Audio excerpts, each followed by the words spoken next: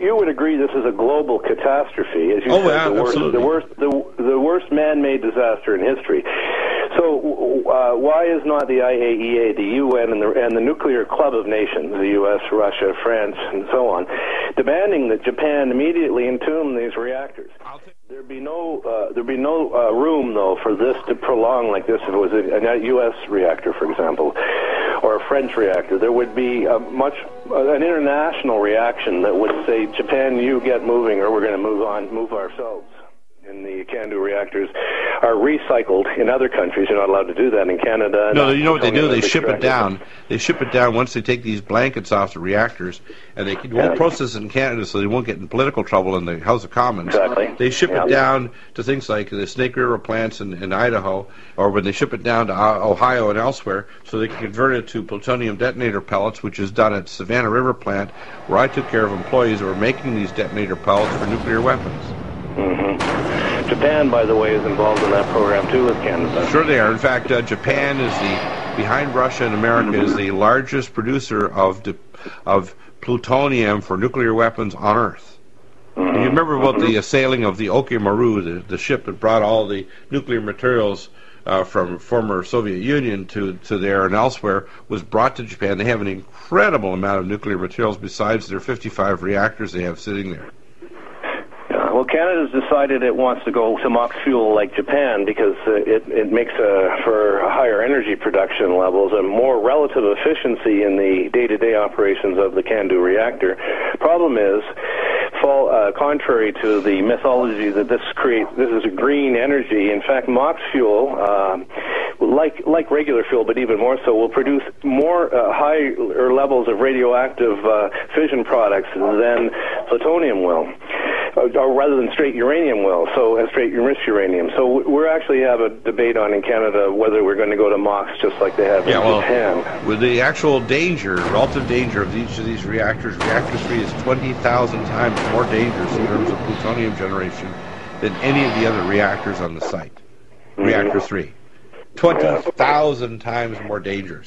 So, we're not hearing this in the media. We're not hearing about the fact that they're basically rotating these staff because they're going to die and they're going to be bone marrow transplanted. We're not hearing the fact that Japanese are lying there. I'm sure behind their chair they have their little Harry Carey sword ready to commit, the honorable thing because they know they've been lying to the public like they, Idano broke down crying. Why don't they break down and tell the truth?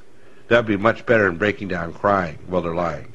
But what the general public don't know is it's the megatons to megawatts contract between the United States and Russia that is behind this. The use of plutonium in nuclear reactors is largely in order to burn up plutonium that was developed for nuclear weapons that they now don't need because they have so many nuclear weapons but too much plutonium. And they're decommissioning the Russian nuclear weapons with plutonium, and they have nothing to do now where to put it except to burn it in reactors. Exactly. That's why, for example, they set up this new plant to get new uranium from Central Australia. Halliburton Corporation built a new spur line to Northern Australia, and the Carlyle Group and the what I call these companies owned by the Queen and the Carlyle Group and so on, all were directly behind the idea of pushing reactors. The Chinese were planning in 5 years to build 500 of these type breeder reactors in China, and 38 of them were about to come on commission this year. They put it right on hold. The Germans killed the Merkel government and just said, that's it, because they were supposed to have a moratorium on these type of nuclear reactors. The French are out of their mind. If you actually read the information about Areva, they're crazy. 84% of their power in France is generated by these reactors, and they're out of their mind.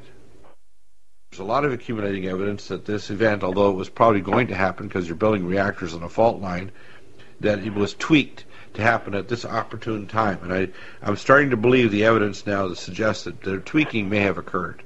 The real problem is that all of the things that are even recommended by other nations like France with Areva, who were consulted, they're not entombing these reactors. I don't understand it. I don't understand why they're still playing with trying to cool off the reactor core and trying to pretend that there's not been a breach of the central reactor, when in fact they need to start entombing them now. Don't pour any more damn water on them.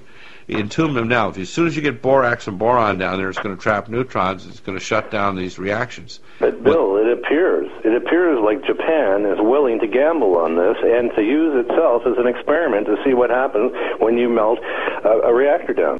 You're in Toronto, Ontario, Canada. There are centers also in Washington, D.C., London, England, and elsewhere. Can you give us the broadness of this international organization that is doing toxicology and trying to help people that work around nuclear reactors come back from the wars? I call it the depleted uranium wars, like Kosovo, Iraq, and Afghanistan, and the number of military sites like Vieques Island off of Puerto Rico and off of Molokai in Hawaii, where depleted uranium nanoparticles, which is a pyrophoric metal that turns into nanoparticles at 60% of the dry weight of these materials, are salting the earth like Carthage in ancient Rome. So tell us about your organization and your website, Ted.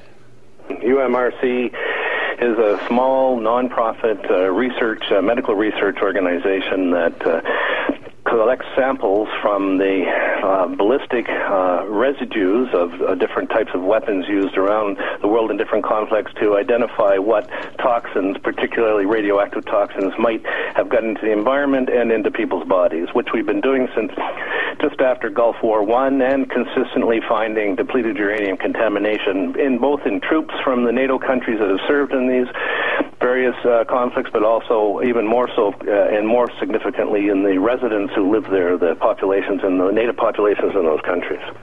There's no topic that, quote, pees off the, quote, elite, the global elite, more than depleted uranium or radioisotopes or radiation. Yeah, the story on the inside from those of us who are doing this work is remarkable and generally unbelievable.